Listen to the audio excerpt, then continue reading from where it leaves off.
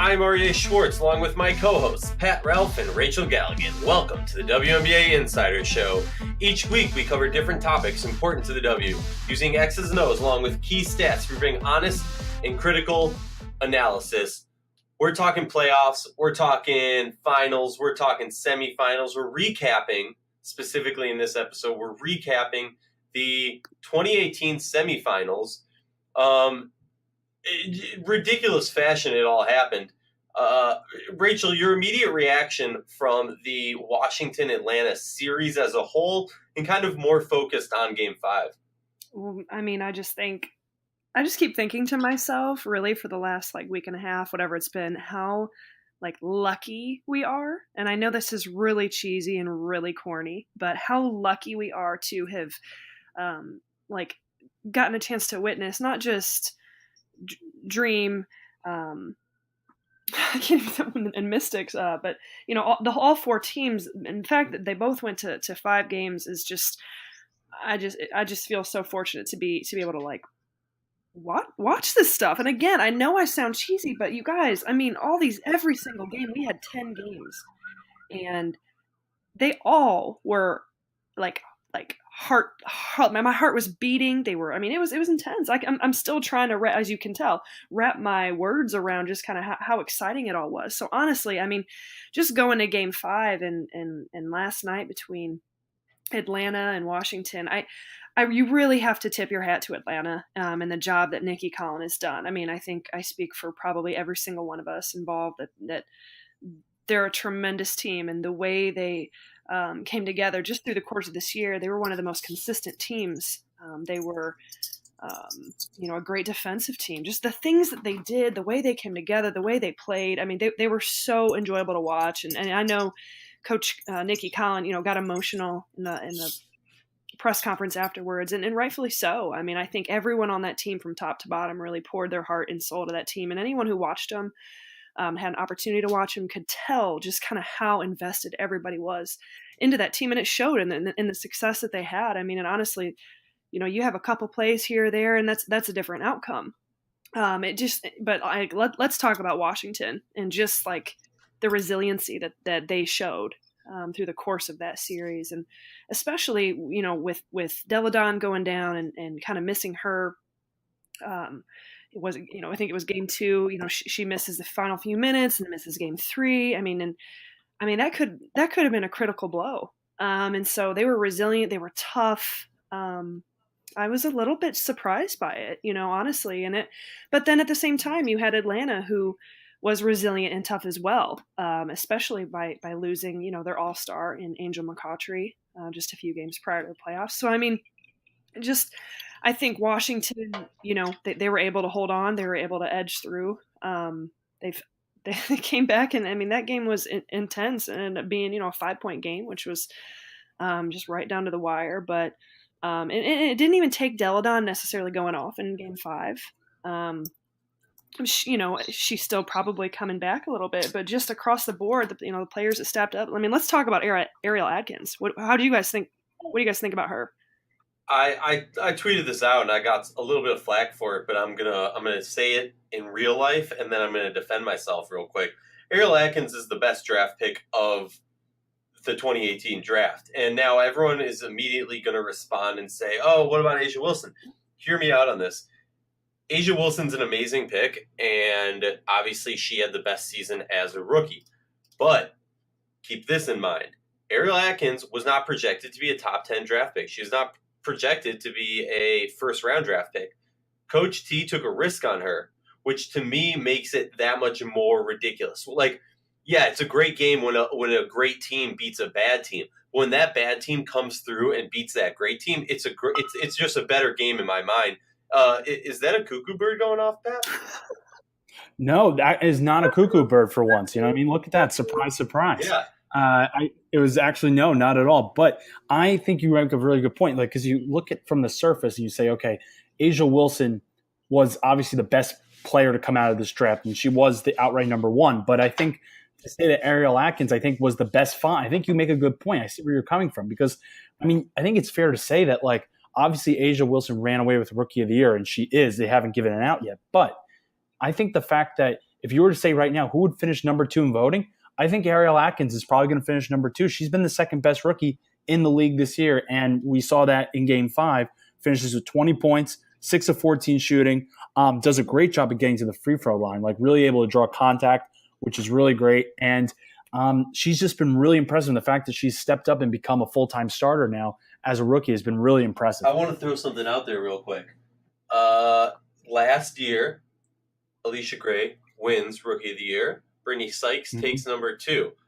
I think it's not a crazy argument to say Brittany Sykes had to be or was the better out of the two of them this season.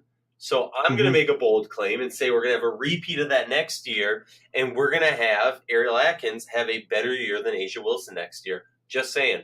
But let's get back to I know that's a hot take. It's a hot take, and people are going to be pissed. But if you come at South Carolina, people pay attention. So absolutely, call me a hot take or whatever. But let's move back to Washington, Atlanta. There's 2 things that I want to bring up on the Atlanta side, and I kind of want your guys' takes on this.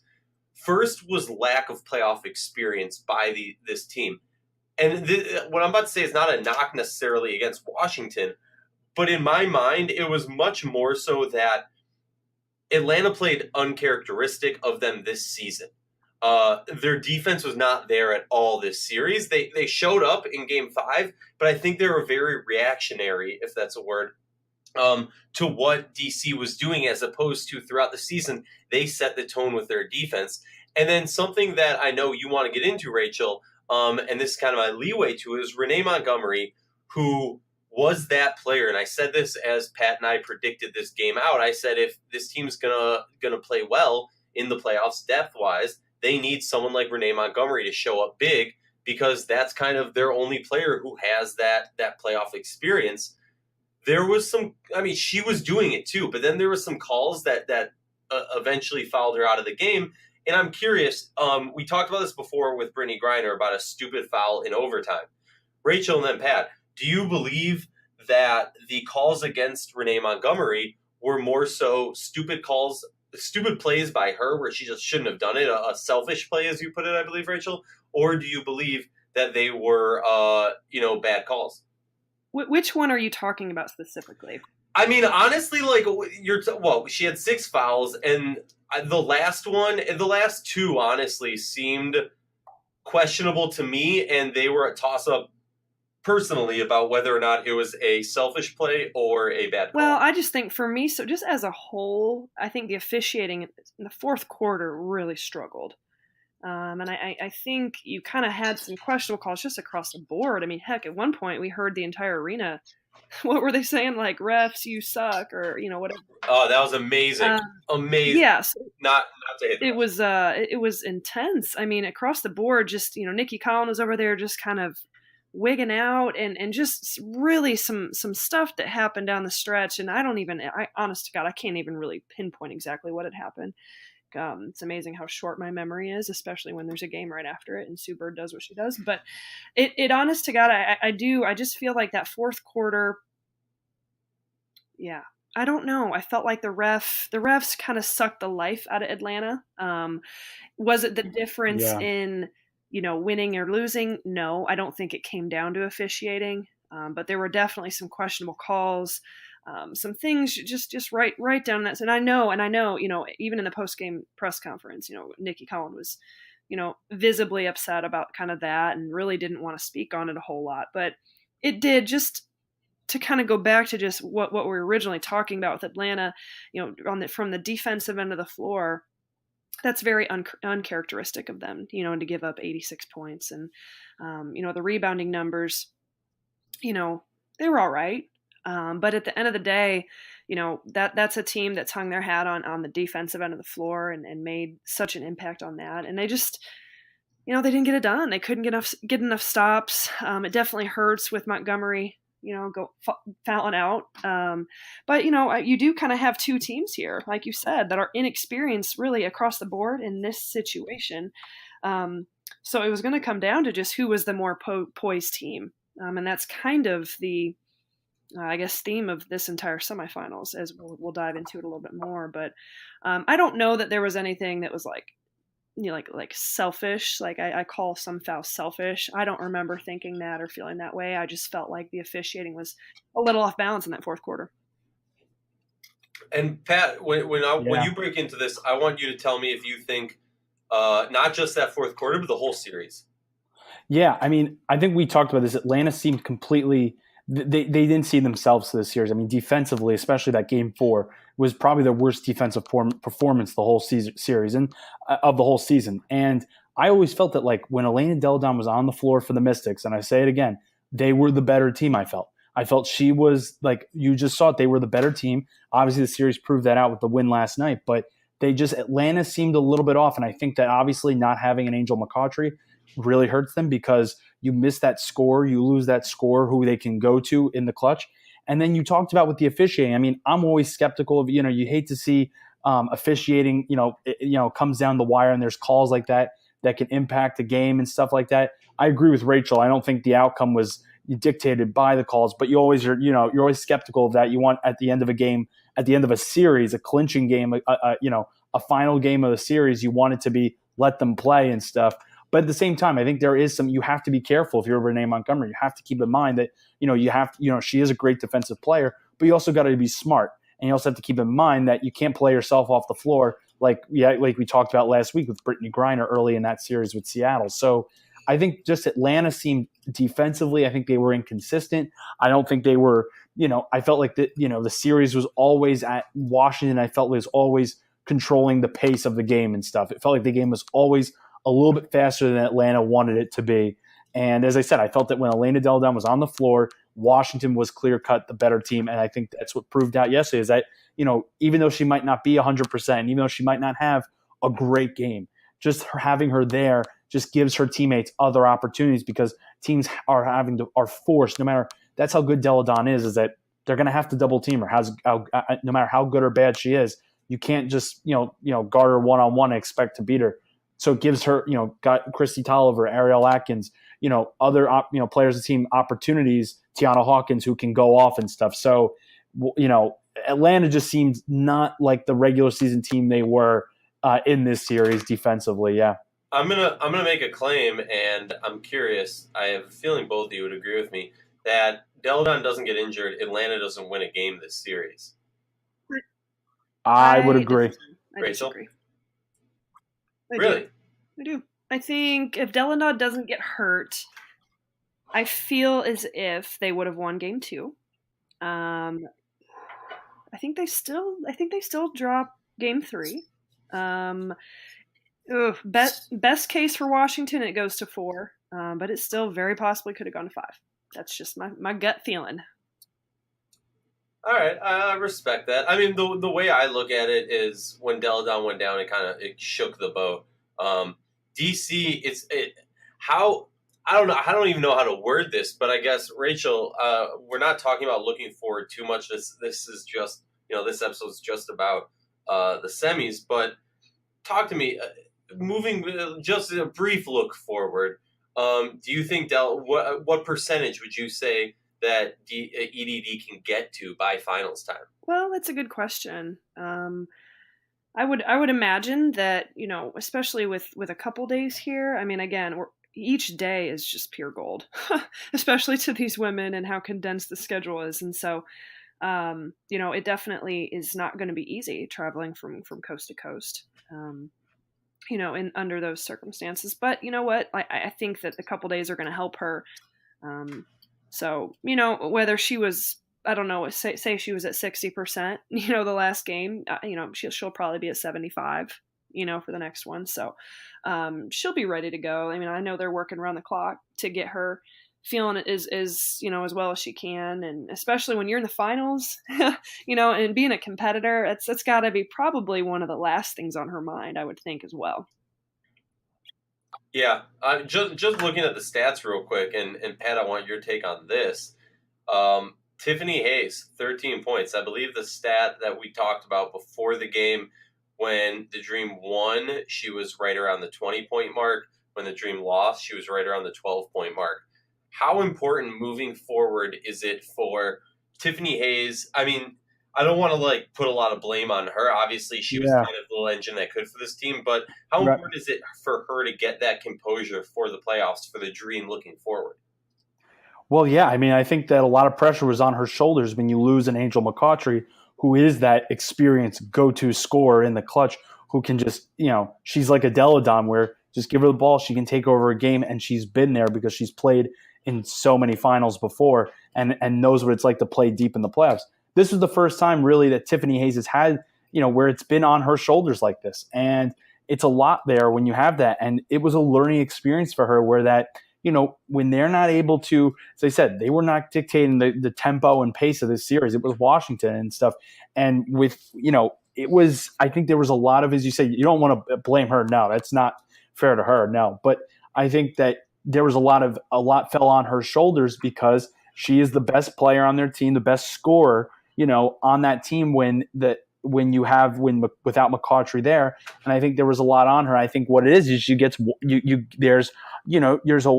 get worn out, but there's also, Washington, their guard play was really good. I mean, there was very few times in the series you could say, well, the Washington guards were, if you were to look at overall in the series, I think the Washington guards were better than Atlanta's guards. And Washington's guards are really, they're not the type of guards that are just like, okay, like we're finesse. They're physical, tough guards. I mean, Chrissy Tolliver's a bulldog. I mean, Ariel Atkins is tough. You have, Tiara Ruffin-Pratt off the bench. I mean, you have some really physical players who can just, who are going to, they're not going to be nice out there defensively. So I think a lot of that combined, the defensive matchups combined with the fact that a lot was left on her shoulders in this series, I think combined for that. And I think this is a learning experience because she's going to take a step forward next year. And her, she's motivated. She knows this, and she knows that like they fell short and, not being able to make it to the finals. She's got that in the back of her mind, and they're going to step up and I think respond next year, and they'll be back and they're going to be better, and she will take a step forward next year in her development. I don't even think that's a hot take. Let's move on to one of the way I sum up this game is it's only fitting that Sue Bird Taurasi's Diana Taurasi. I don't even. Yeah. What do you even say to Rachel? Talk to me. I mean, have you recovered? No. I mean, that was just incredible. I mean, I was talking about it actually with a couple other coaches today, and we were both I was like, man, did you see what Sue Bird did last night? And everybody was getting goosebumps, like chills up and down their arms, just thinking about it, just talking about it. And so it's definitely been, obviously it was trending on Twitter, and you've got, people talking about it. I mean, just what Seattle did and just the series in general. And there's a lot of ways that we can just dissect the greatness of just this series within itself. The legends on the floor. You've got Diana Taurasi going against Sue Bird. I mean, that is just it's pure gold. I mean, it's literally pure gold. And so, I mean, Phoenix was right there. I mean, talk about just the competitiveness of this series and coming back, for Phoenix to be down, 2-0. And have a chance to come back and push it to a game 5. I mean, I think that shows an incredible amount of toughness themselves. And it was the end of that third quarter, and they were right in it. I mean, that game was back and forth. There was six lead changes just in the fourth quarter alone, and just some breakdowns from. Really, it wasn't even necessarily breakdowns from a Phoenix standpoint. It was Sue Bird doing what Sue Bird was doing, and they were making shots, and she completely goes off, and they've got the momentum. And you had a couple breakdowns from Phoenix in terms of just going under some screens, and you can't go under screens against Sue Bird. And the shots they did miss, that they were securing them and getting it back, and so those were the things were just going their way. And then you have Sue Bird really completely just taking over and Rachel, real quick, drop the knowledge on the folks. What do you mean when you say go under? Go under screen. So if I'm guarding Sue Bird and a screen is set on me, you can't So if I'm guarding Sue Bird, the screen is set on me. I can't go under. So I can't go drop underneath that screen. I've got to get over top, right. Or we've got to have a different game plan of that, because if Sue Bird is going to, she's got range. She was shooting it from basically damn near half court last night, especially in the fourth quarter. So you've got to either work your way over top. Someone's got to contest. I mean, you've got to find a way to contest that shot where she's not getting those shots off. So There were a couple of those breakdowns where that can't happen. That just you can't have that happen especially against someone with the likes of Sue Bird in that environment in Game 5. So she took advantage of it. She was revved. Yeah, she was. I mean, and you saw it with the face mask and what was the scuffle where almost a questionable moment where she could have arguably been teed up. That's a different take there, where people could argue it, and I tweeted about it, but it wasn't necessarily like, oh, she should have gotten teed up. But if that's any other player in any other situation in any other game, I think that is a technical, but I think it shows a great amount of respect for her. And honestly, I'm glad they didn't do it. But Sue Bird went off, and they were just better. They were better than Phoenix in that fourth quarter, and they ran away with it. But I mean, gosh, that series came down to, a 10-minute fourth quarter that made the difference. Pat, answer me this. Our boy Nick L, as I call him, on the video, posted an important question, I think, about that incident Rachel just brought up. And my question for you is, we talked about this in the earlier matchup, Atlanta versus Washington. How do you see alternative universe? How do you see this game ending similarly or different if that tee happens, if they tee up Sue Bird there? Well, if they tee up Sue Bird, then maybe, just maybe, puts a little bit of a stopgap to the momentum that Seattle had. I do think it could have changed the outcome. I really do. It could have. It could have. I just think that, I look at it as like, I think it could have. I mean, for sure. And I think that Sue Bird, it's like you guys talked about, Sue Bird does not have the reputation of being a hothead. You know what I mean? Obviously, this is Taurasi. It's a little bit of a different ballgame. It's a lot of it's bias. It's, the refs, by understand, but, it's they're going to go with their preconceived notions and judgments of who these players are, in what they are naturally. But I think that, like, just what Seattle did in that fourth quarter last night was just, I think outside of that call, like outside of that technical foul, like, yeah, it could have changed the temp, but I just think of what Seattle did, and they were not missing in that fourth quarter. I mean, it was an onslaught. I mean, it was like they had been cooped up. They couldn't figure out, and it was like they're constantly trying to, my example of it, it's like almost like if you guys have seen Christmas Vacation, and you know how they're always plugging the lights in, and he's trying to get the lights in, and it can't come on, and then finally they get the switch, and bang, it's like all of it came on all at once last night, and that was like, I gotta give you that one, Pat. That was great. That's what it was. I mean, it was like all of a sudden it all came out at once. I mean, Stewie had been playing well, but it was only her. I mean, that was it. But then Sue Bird came around. And then, like, Sammy Whitcomb, I mean, hello. I mean, who's, like, nice of you to join us, like, I mean, so Seattle, though, just had this. I mean, they scored 35 points in a quarter. I mean, that's insane to score 35 in a quarter. I mean, in the WNBA, that's not normal. That's a lot. So they just had an offensive explosion. And just what happens, Phoenix got worn down. Phoenix was just holding up the fort, and, they didn't get great. I wrote about this today. Taurasi was good. She wasn't great. Bonner was good, but she was not great. And that was really the first time Bonner's been off really in this series. And Taurasi this whole year. Pretty much. And, and Taurasi was kind of not herself the last three games. I mean, she's good. She was good. I'm not saying she was bad, but she wasn't Diana Taurasi and stuff. But, it was just, Seattle, just everything all of a sudden clicked in that fourth quarter. It was like all of a sudden the light bulb went on, and they were like, and that's why they finished with the best record in the league we saw in that fourth quarter, and why they just, what they can do to teams where they can just get out and run, and they can just run you off the floor within, they can flip the switch in that game within 3 minutes. Let me just read something real quick. 32 feet, 29 feet, 28 feet. 28 feet, and then a measly 21. Like, Sue Bird was just in beast mode, and the only person I can compare it to is Diana Taurasi. Yeah. Like, do you think there was a moment where Taurasi kind of was like, so this is what it's like to be on the other side?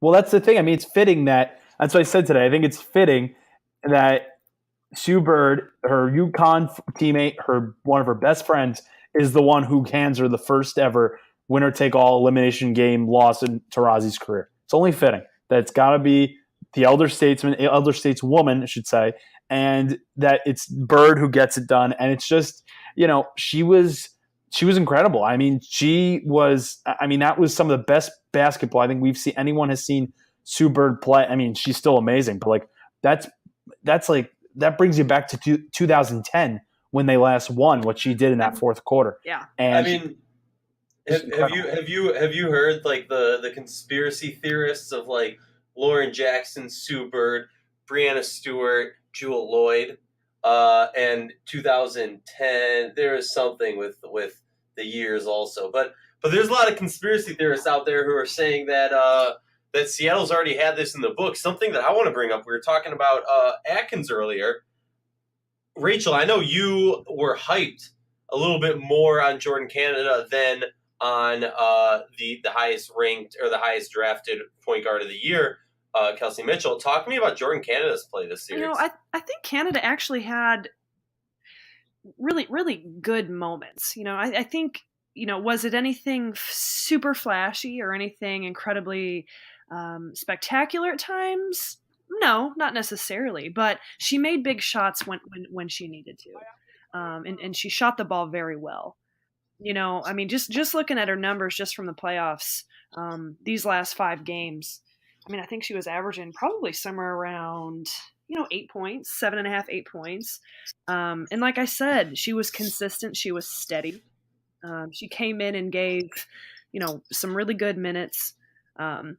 She got the ball where it needed to go. She took care of the basketball. I think there was, maybe one game, maybe I think it was maybe game 4, where she turned it over just a couple too many 2 times in that loss against Phoenix. But I'm impressed with Canada. I'm a really big fan of hers, and I think she did show a lot of poise at some of those moments. It was game 3. She comes up big with 11 points.